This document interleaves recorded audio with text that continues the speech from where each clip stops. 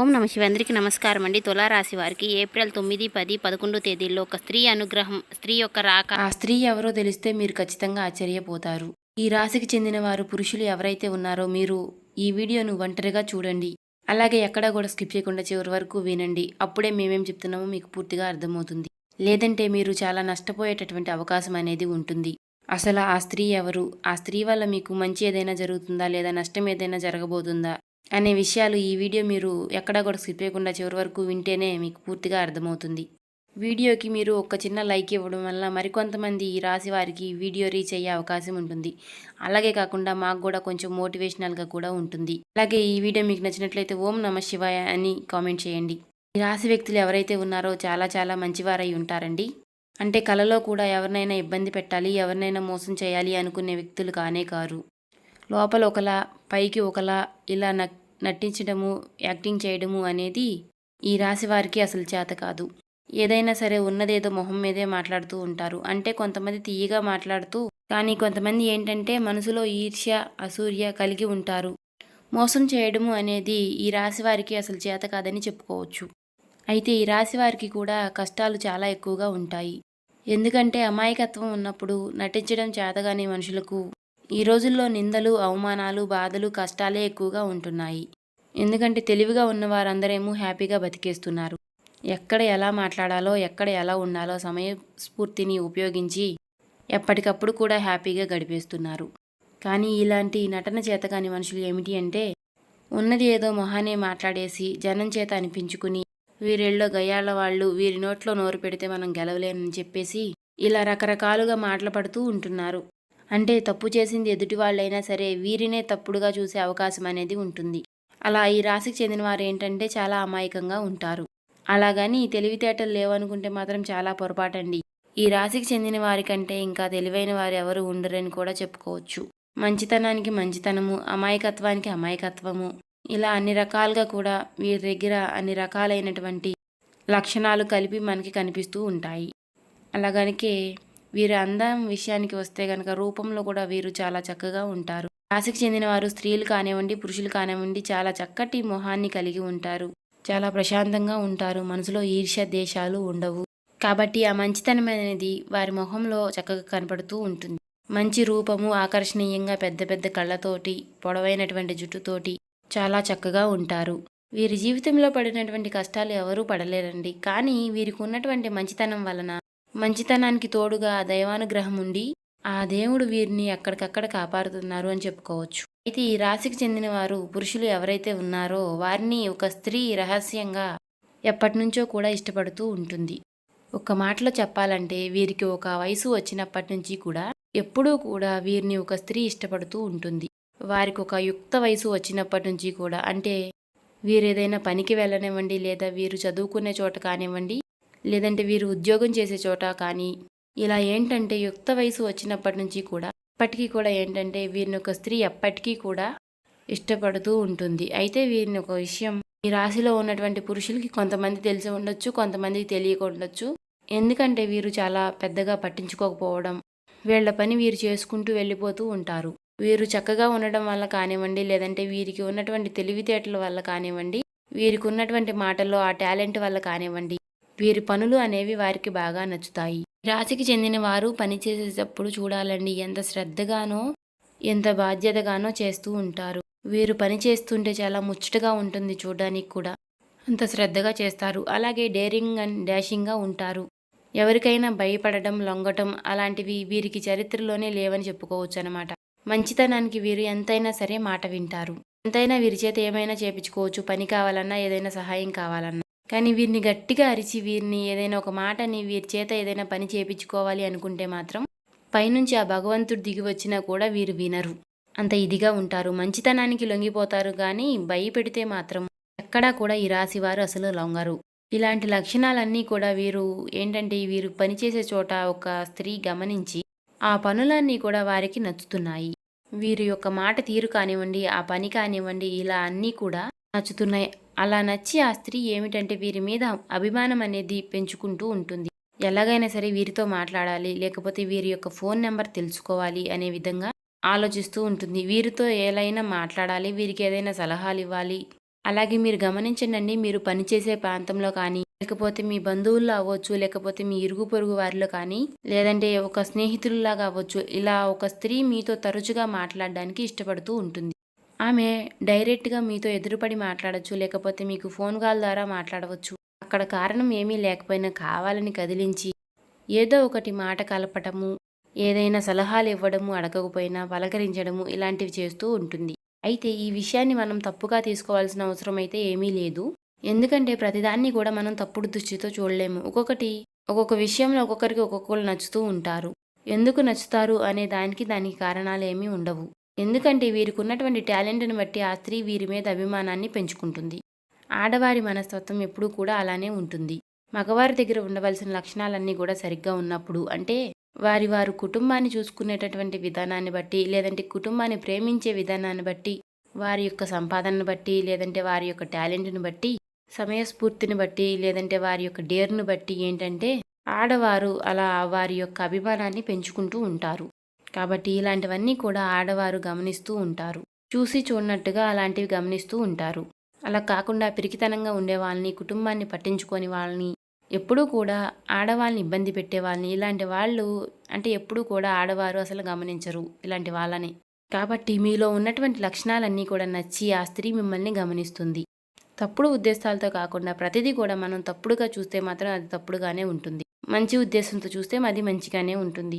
మీరు వివాహం కాని వారైతే ఆ స్త్రీకి కూడా వివాహం కాకపోతే, మీకు వివాహం కాకపోతే మీరు ఆ స్త్రీని పెళ్లి చేసుకోవచ్చు.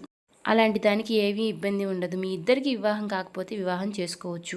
ఎందుకంటే మీరు ప్రేమించే అమ్మాయి కన్నా మిమ్మల్ని ప్రేమించే అమ్మాయి దొరకడం అనేది అదృష్టంగా చెప్పుకోవచ్చు.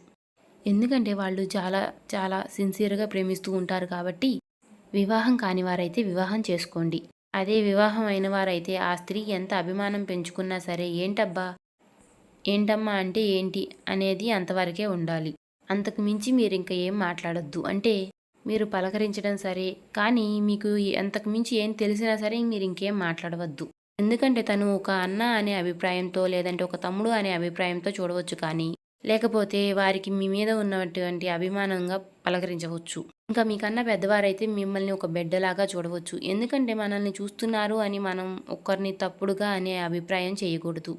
ఎందుకంటే ఒక్కొక్కరికి ఒక్కొక్కరు నచ్చుతా ఉంటారు. ఎందుకంటే వాడికి ఉన్నటువంటి టాలెంట్‌ని బట్టి, వాడి యొక్క పని బట్టి అలాగా ఆ స్త్రీ కూడా ఏమిటంటే మీ పైన అభిమానాన్ని పెంచుకుని, మీరు చేసేటటువంటి ప్రతి పనిని కూడా గమనిస్తూ ఉంటుంది.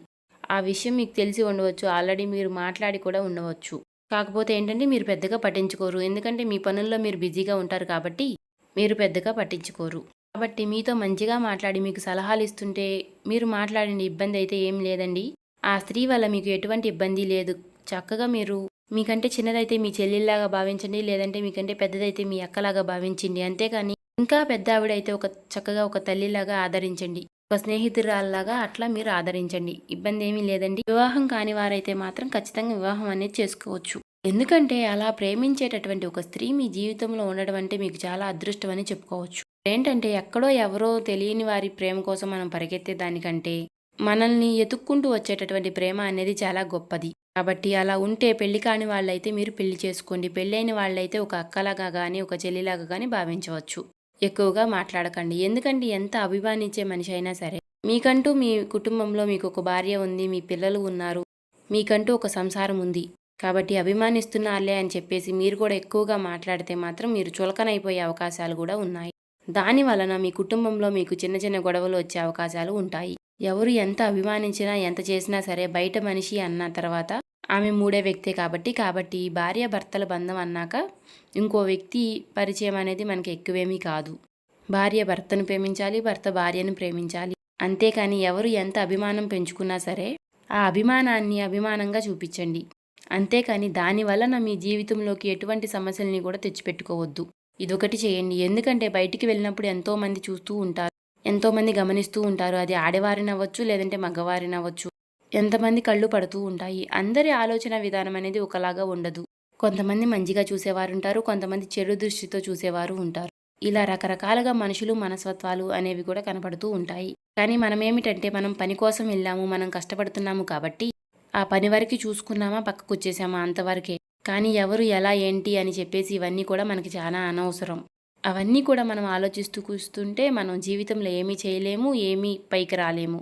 కాబట్టి ఎప్పుడైనా సరే మనం కష్టపడి నీతి నిజాయితీగా బతికితేనే మనం బతికే బ్రతుకుకి ఒక విలువ అనేది ఉంటుంది. 4 రోజులైనా సరే ఈ మాత్రం ఉండగలుగుతాం. కాబట్టి చెడు దృష్టితో చూసే వ్యక్తిని వాళ్ళది వాళ్ళకే వదిలేసేయండి. మీరేంటి అలా చూస్తున్నారు అని మాత్రం మనం అడగొద్దు. మనం అడగాల్సిన అవసరమూ లేదు. ఒకవేళ అడిగినా సరే అలాంటి వాళ్ళు అసలు మారరు. కాబట్టి ఎవరైనా సరే ఏ స్త్రీనైనా సరే మీరు గౌరవించండి. గౌరవంగా, అభిమానంగా మీరు మాట్లాడండి. తను తప్పుడు ఉద్దేశంతో చూస్తుందని ఇక్కడెక్కడా కూడా మనకి తెలియదు. తను కూడా మిమ్మల్ని అభిమానంగా చూస్తుంది. తను ఇచ్చేటటువంటి సలహాలు, సూచనలు మీకు చాలా బాగా ఉపయోగపడతాయి. మీరు చేసేటటువంటి బిజినెస్‌లో కానివ్వండి, లేదా ఉద్యోగంలో కానివ్వండి, మంచి సలహాలు ఏమైనా ఇస్తుంటే తీసుకోండి. దానికి మించింది ఏమీ లేదు. అలా చేయకండి, ఇలా చేయొద్దండి అని ఏమన్నా చెప్పిందనుకోండి, వినండి, తప్పేముంది దాంట్లో. మంచి అంటే ఎంతవరకు వినాలో, ఎంతవరకు వినకూడదో అటువంటి అవగాహన, ఆలోచన అనేది మీకు ఉండాలి. అలాగ గనక మీరు చేసుకున్నట్లయితే అలాంటి ఇబ్బంది అనేది మీకు ఉండదు. ఆ స్త్రీ వల్ల మీకు లాభమే తప్ప ఎటువంటి నష్టము అనేది మీకు ఉండదు. ఇంకా కొంతమందికి భార్య రూపంలో కూడా బాగా కలిసి వచ్చే అవకాశం అనేది ఉంటుంది. పుట్టింటి తరపు నుంచి ఏవైనా స్థిరాస్తులు రావచ్చు. ఇంకా బంగారము వారి పుట్టింటి వాళ్ళు అది ప్రేమగా పెట్టవచ్చు. అది మీ బిడ్డలకు కానీ, మీ భార్యకు కానీ అలా ఏదో ఒకటి వారి యొక్క పుట్టింటి తరపున మీకు ఏదైనా సొమ్ము అందవచ్చు. లేదా ఆస్తులు ఏవైనా మీకు దక్కవచ్చు. ఇలా మొత్తానికి ఈ రాశి వారి యొక్క పురుషుల్ని మీరు గమనించినట్లయితే మీకు ఖచ్చితంగా ఒక స్త్రీ వలన మీకంటూ లాభం అనేది ఉంటుంది. కాబట్టి ఆ స్త్రీ ఏమిటంటే మిమ్మల్ని గమనిస్తూ ఉంటుంది. స్త్రీ బయట వాళ్ళు అవ్వచ్చు, మీ ఇంట్లో వాళ్ళు అవ్వచ్చు, లేదంటే మీ తోడబుట్టిన వాళ్ళు అవ్వచ్చు, ఇలా ఎవరైనా కానివ్వండి. కాబట్టి ఆ స్త్రీ వల్ల అనేది మీకు ఇబ్బంది అనేది ఏమీ లేదు. ఇంట్లో వాళ్ళైతే అభిమానించండి, బయట వాళ్ళైతే గౌరవించండి. మీ భార్య అయితే ప్రేమించండి. వివాహం కాని వారైతే చక్కగా వివాహం అనేది చేసుకోండి. మీరు సంతోషంగా ఉంటారు. ఎందుకంటే ఈ రాశికి చెందిన వారు స్త్రీలని చాలా బాగా గౌరవిస్తారండి. ఎందుకంటే ఈ రాశికి చెందిన వారు మగవారు ఆడవారిని అసలు ఒక్క మాట కూడా తూలి అనరండి. ఏ పనిలో అయినా సరే కష్టపెట్టకుండా, ఇబ్బంది పెట్టకుండా చూస్తారు. చాలా గౌరవంగా, ఆప్యాయతగా చూస్తూ ఉంటారు. రాశికి చెందిన వారు మగవారు భార్యని చాలా ప్రేమిస్తూ ఉంటారు. మనస్ఫూర్తిగా ప్రేమిస్తూ ఉంటారు. వారి కోసం వీరు ఎంత కష్టమైనా సరే చేయడానికి సిద్ధంగా ఉంటారు. ఎప్పుడన్నా అరిసినా చేసినా కూడా ప్రేమతోనే అరుస్తూ ఉంటారు. అలా మాటలో చెప్పాలంటే ఈ రాశి వారికి ఎంతగానో పేరు పెట్టే అవకాశం అనేది లేదండి. వీరు చాలా మంచివారని చెప్పుకోవచ్చు. వీరిని జీవిత భాగస్వాములాగా పొందడం చాలా అదృష్టమని చెప్పుకోవచ్చు. అలాగే ఈ రాశి వారు స్త్రీలైనా సరే చాలా చాలా మంచి వాళ్ళండి. చాలా మంచి మనస్తత్వం కలిగి ఉంటారు. ఇక కష్టాల గురించి అంటారా? కష్టాలు అన్న తర్వాత ప్రతి మనిషికి వస్తూనే ఉంటాయండి, పోతూ ఉంటాయి. పైకి ఎవరు కూడా ఎలా కనిపించినా సరే అవి ఎవరికి ఉండే కష్టాలు వారికే ఉంటాయి కదండి. మనం ఏంటంటే ఆ దైవాన్ని నమ్ముకుని మనసారా ఆ దైవాన్ని మనం ఆరాధిస్తే కనుక మనకి అంతా కూడా మంచి జరుగుతుందండి. నిత్యము కూడా మనం ఇంట్లో దీపారాధన చేసుకోవడము, అలాగే సోమవారం రోజున శివాలయానికి వెళ్ళి శివుడికి అభిషేకం చేసి రావడము, మంగళవారం రోజు ఆంజనేయ స్వామి గుడికి వెళ్ళి రావడము, అలాగే శనివారం రోజున వెంకటేశ్వర స్వామికి తులసి మాలను సేకరించడము. సో చూశారు కదండి, ఇలాంటివి చేస్తే మనకు ఉన్నటువంటి నెగిటివిటీ అంతా కూడా పోతుంది, పాజిటివిటీ పాస్ అవుతుంది. ఇంకా ఎవరైనా మన ఛానల్ని కొత్తగా చూసేవారంటే సబ్స్క్రైబ్ చేసుకోండి. వాళ్ళు దయచేసి సబ్స్క్రైబ్ చేసుకోండి. ఈ వీడియో నచ్చితే ఓం శ్రీ మాత్రే నమః అని కామెంట్ చేయండి. ఓం నమ శివాయ అని కామెంట్ చేయండి. ఇంకా లైక్ చేసి మాకు సపోర్ట్ చేయండి.